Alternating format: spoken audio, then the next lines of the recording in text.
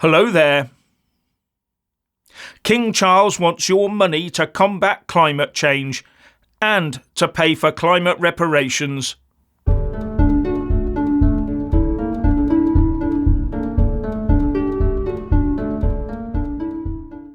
The UK helped bring energy and technology to the world, something that has benefited billions.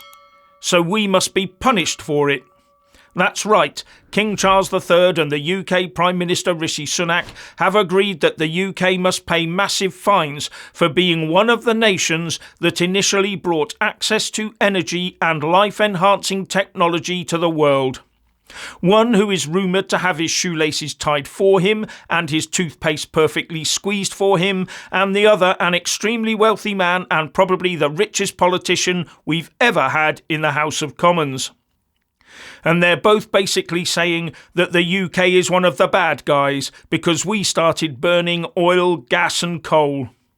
When in truth, without the Industrial Revolution and the use of oil, gas and coal, there would be no large-scale generation of electricity. None. And our carbon fibre bladed wind turbines would still be made of wood and be used to grind out flour. All sorts of research from medicine to space would never have taken place, and the wooden ships would still be sailing our oceans, totally reliant on the wind currents and tides. And we would all be looking forward to a life expectancy of around 35 years. Econlib.com, in an article about the Industrial Revolution and the standard of living, said, according to historians E. A. Wrigley and Roger S. Schofield, between 1781 and 1851, life expectancy at birth rose from 35 years to 40 years, a 15% increase. Although this increase was modest compared with what was to come, it was, nevertheless, substantial. And life expectancy has, due to technology and the use of energy, been increasing ever since. Without the Industrial Revolution and the subsequent use of oil, gas and coal to power economies around the world, none of that would have happened. International travel on the modern scale and speed would be impossible, and no chance of travelling halfway across the planet looking for a better life. And our cities would still be full of horse manure. Just take a read of the Great Horse Manure Crisis of 1894. By the late 1800s, large cities all around the world were drowning in horse manure. The London Times predicted in 1894 that in 50 years' time every street in London would be buried under 9 feet of manure, says historicuk.com. And it's not just the manure, there's also the liquid. And working horses had a life expectancy of 3 years, with carcasses being left to rot in the streets, so attracting flies and spreading typhoid. Without the Industrial Revolution bringing the automobile, trains, coaches, etc., we would still be in that horse manure-filled place. Back then, the petrol and diesel-fueled cars and lorries were seen as the saviour, a great advance to benefit mankind.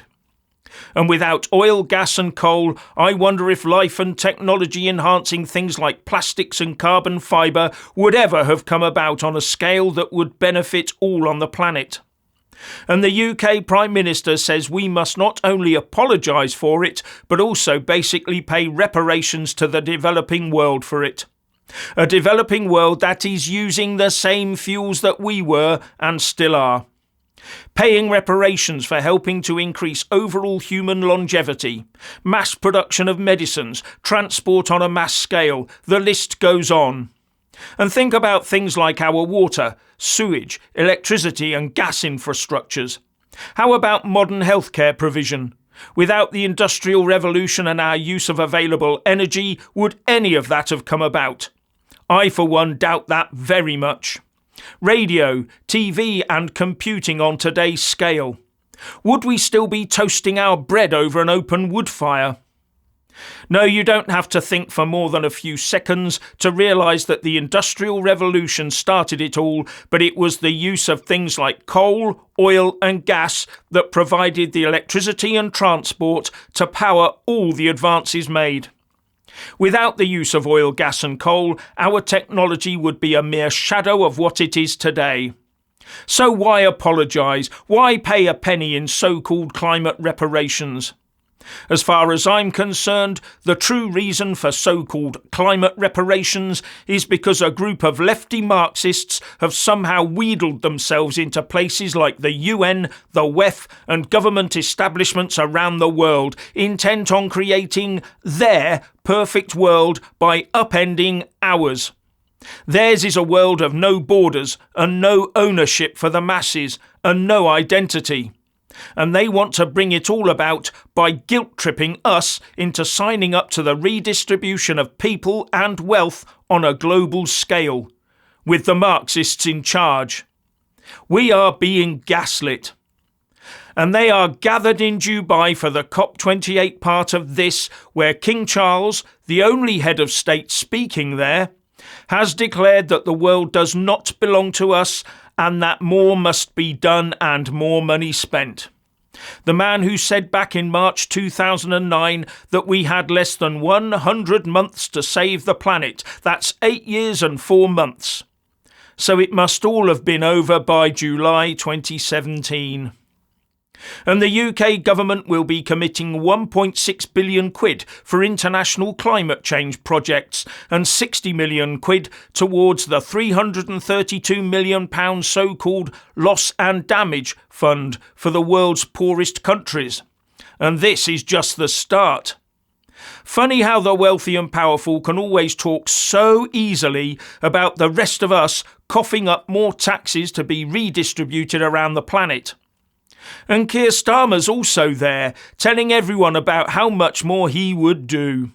He says he will make the UK the green finance capital of the world by making FTSE 100 companies publish their carbon footprints and take on credible 1.5 degrees centigrade aligned transition plans. Now it's a funny old thing, but when I was a nipper, paper bags, reading actual books and writing on paper were all the rage. And due to the advances in technology, the printing presses were churning out books, magazines and newspapers across the planet on an unimaginable scale. The logging industry to paper-making businesses were booming, to the point people began to worry about how many trees were being chopped down.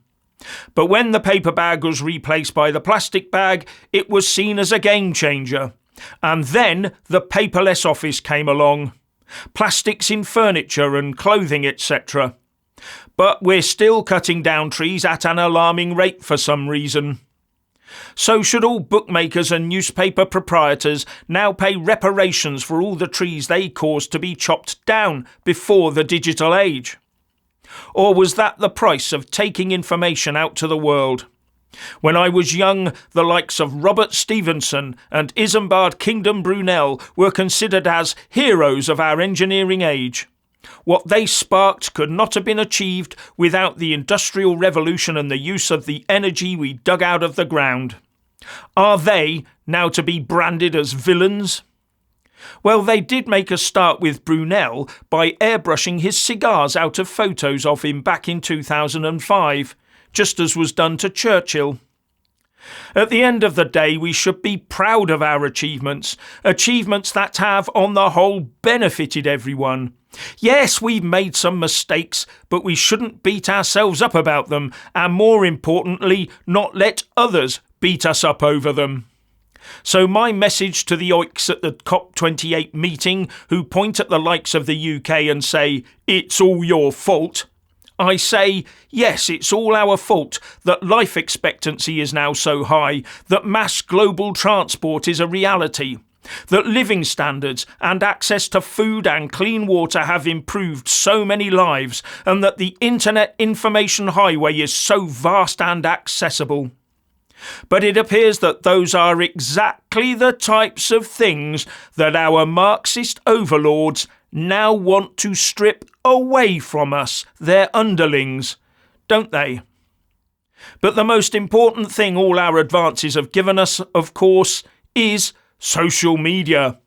Where would all the climate complainers be had we not had the Industrial Revolution and the use of cheap energy to develop and make the hardware, especially the mobile hardware and software, to allow everyone in the world to enjoy it?